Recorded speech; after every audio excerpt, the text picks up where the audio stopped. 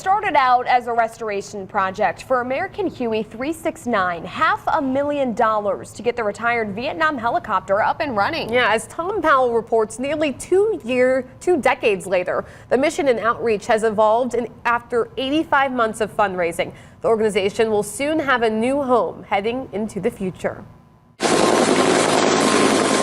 Huey was their lifeline. It was their sound of hope. When they heard it coming, it was either going to get them out of a bad day or bring them beans, bullets, or Band-Aids. 11 years after the first renderings, an ambitious monument to American history is finally being built alongside the busy US 31 near Peru. Well, the National American Huey History Museum is going to preserve the history of over 50 different models of Hueys that have been built beginning in 1956, and it'll give the veterans and their family members and the patriotic public an opportunity to come and see that history, not only in static display form or in many different artifacts.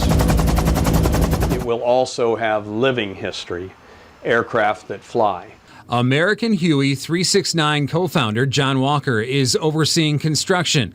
It'll be a big improvement over its current space. We've had a temporary museum for 11 years now in the old A-10 hangar on Grissom Aeroplex, but this will be a 34,000 square foot proper home for those aircraft that have been sitting in condensating floors, no heat, leaking roof buildings. But they've been a roof over our head, and we thank the dear Lord for that. Already the foundation of a deserving home for an iconic tool of Vietnam, with hopes of a higher purpose for the veterans who visit. But all these years later, something they never talked about to their family members, their friends, their sons, daughters, wives, when they get around the Huey and they get around other veterans, they begin to open up, and that's called healing. But to complete this mission, he needs a little more help from those of you out in 21 country. Nobody can do it by themselves. I haven't done it by myself.